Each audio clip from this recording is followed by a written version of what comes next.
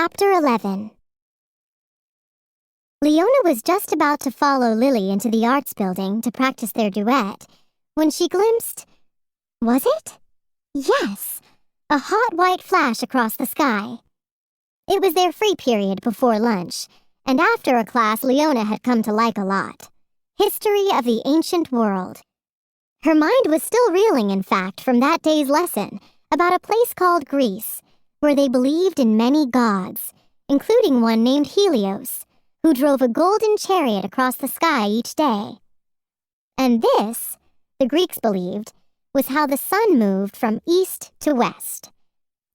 Leona wondered if Lady Stella or any of her teachers were familiar with this wishling myth. She added it to her Wishworld observations, just in case they weren't. She also wondered where such a myth had come from.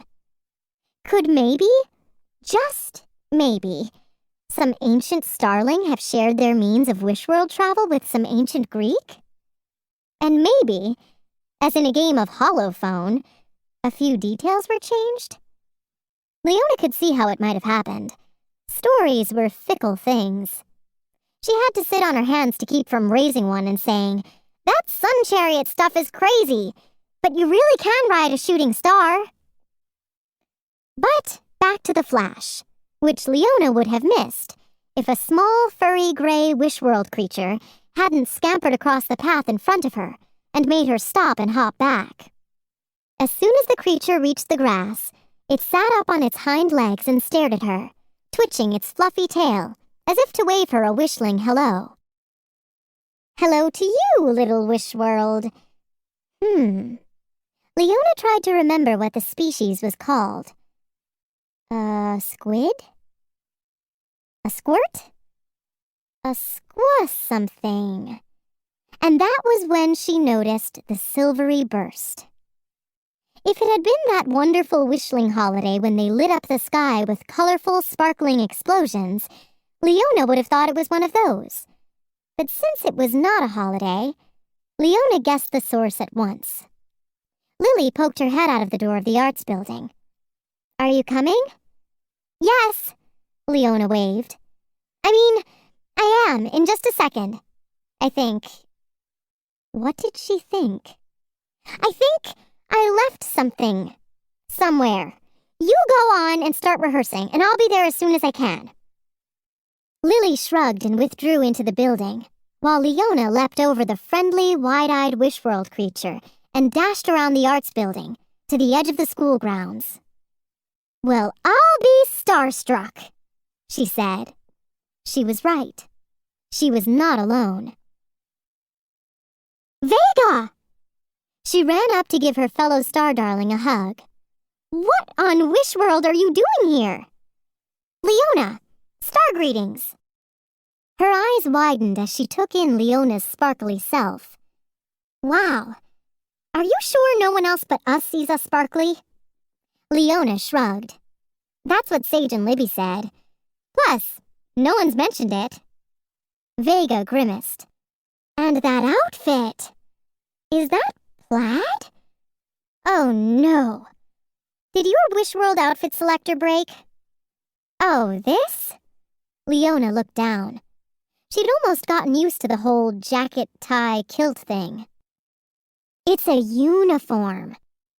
Everyone wears them at this school, I'm afraid." "Oh dear. Star apologies," said Vega. She took Leona's hands in hers. "At least it's just for a little while. Is that the wish you're here to grant? To get rid of them?" "No. I wondered that too at first." Leona shook her head and shrugged. "But why are you here?" she asked Vega. "My mission's almost done." Vega's nose scrunched and her mouth twisted. "Yes, about that," she began. "Actually, the thing is, your wish, it actually appears to be a bit off track. Not that it's your fault or anything," she added quickly. "We all know this is one of the hardest jobs in the universe. What can you expect? We're all new to wish granting after all, and it's happened every time." "Not this time," declared Leona. Sorry to disappoint you, Vega, but my wish couldn't be more sure of being granted. Everything's going startacularly well. I've identified my wisher and her wish, and she checked her stars app, approximately 9 star hours, her wish will be officially granted. I don't know what kind of signals Lady Stella was receiving, but feel free to take your star home and tell her they were wrong. Or stay. That would be stellar. She gave Vega's hands a squeeze. Then you can be here to see me not only rock this wish, but... She shimmied excitedly. Sing! Vega tilted her head. This wish. Are you sure about it? What do you mean? Of course I'm sure. I mean, are you sure the wish is truly your wisher's wish? Like I said, of course I'm sure. Who else's would it be? I don't know, said Vega. All I know is that the energy levels were indicating that something was amiss. That's why I'm here. Maybe if I stay, I can help you figure it out. Gently, Leona let Vega's hands go. Suit yourself, but you'll have to change. She nodded at Vega's silk-smooth blue shift. Right. Vega looked down at her pretty new dress and made a face. But how? I don't think I have anything like your uniform in my Wish World outfit selector. She checked. Not even close. I know, said Leona. We'll just say you're visiting, that you're just thinking of going to this school. But let's hurry. She cheerfully linked her arm with Vega's. My wisher's waiting for me to rehearse. Vega followed Leona to the music building. Nice place, this school, she remarked. You know, it reminds me a little of Old Prism. Really? Leona glanced around. They have buildings there like this? She had never been to Old Prism, one of the oldest settlements on Starland, although it was a popular place for tourists to go. She couldn't imagine any architecture on Starland being so rectangular, though. It simply wasn't the kind of shape Starlings naturally thought of. I said a little, Vega clarified. I meant in the way Old Prism is historic. This place is old for Wish World, too, isn't it? Is it? Leona shrugged. Vega pointed at a plaque to the side of the door. Winterbottom Hall, Leona read. Built 1792. I don't know. That's only a few Hydrong star years. That's not so very old. I know, but on Wish World, that's lifetimes, said Vega.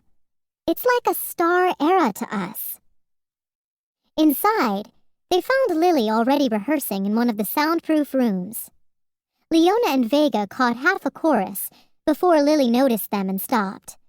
Oh, please go on, said Vega, applauding. That sounded beautiful. It really did, Leona said. Now just wait till you hear our duet. Oh, by the way, Lily, this is Vega, a friend of mine from home. Hi, said Lily shyly. So, are you thinking of going to school here too? Maybe. Vega's slender shoulders rose slightly. We'll see how it goes. So, you two are singing a duet? Yes, Lily nodded. For the talent show tonight. Leona grinned and laid her arm across Lily's shoulder. It was my idea, she proudly explained. It was the only way I could convince her to do the show. Crazy thing is, she'd been wishing to do it, but came this close to backing out. Really? Vega raised a thin blue eyebrow. How generous of you. Oh, it was nothing. Leona squeezed Lily's shoulder. We should probably get started, she said then. She pointed with her other hand to a stool in the corner. You might want to sit over there. Vega perched on the seat and listened until a bell rang to signal the end of the period. Lily had a PE class to go to then. Technically, Leona did too, but Vega begged her to give her a tour of the campus, and Leona happily said she would. So they take physical energy here on Wishworld too? Asked Vega, after Lily had gone off to her class. No, the E is for education, not energy, explained Leona. It's not the same at all. Even though yesterday we did play a game a bit like Starball. They call it basketball, I think. You have to use your hands, though, which I kept forgetting. It was so hard. Not that I was ever that good at Starball, either. She winked. So, what would you like to see first? Oh, I know. Let me show you the dining hall. It's rather dreary compared to Starling Academies, but there's all the lemonade you can drink. Is that the drink Professor Alara Ursa told us about? Asked Vega. Yes, you have to try it. It's the most delicious drink. It's sour and sweet, all at the same time. Kind of like pucker-up juice? A little, but without the spice. And the sparkle, too. Here, I'll show you. Leona veered to the right and dragged Vega along with her. Vega hung back, though. Maybe later. I didn't really want a tour. Your countdown clock is ticking, and I think we need to talk. About what? Leona frowned. Vega pointed back to the music building. About that, she said. This duet. Are you sure about it? Sure, I'm sure, Leona said. Like I said, it's the only way I could get Lily to do the show. She explained how hard even getting Lily to sing a duet with her had been, after the mean things some wishlings had said. And it wasn't just these jealous girls. It was her own sister, too. Do you think all wishling starkin are like this? Leona asked. Moon and stars, said Vega. I hope not. Leona couldn't help thinking of her own starkin. Her two brothers, who were older and already out of school, and her two younger sisters, who were students back in Flarefield, still living at home. Leona had hoped they would follow her to Starling Academy, but neither one had even applied. Just like the rest of her family, they were perfectly content with small-town life. Still, Leona hollow-called them often on her Stars app, and she loved hearing about life at home.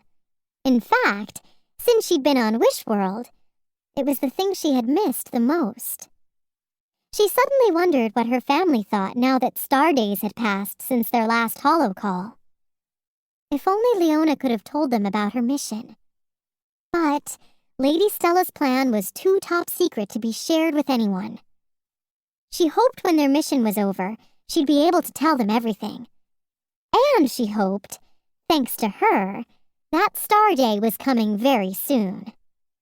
Please, Vega, trust me. I know what I'm doing here. Now, do you want to try some lemonade or don't you? It's up to you.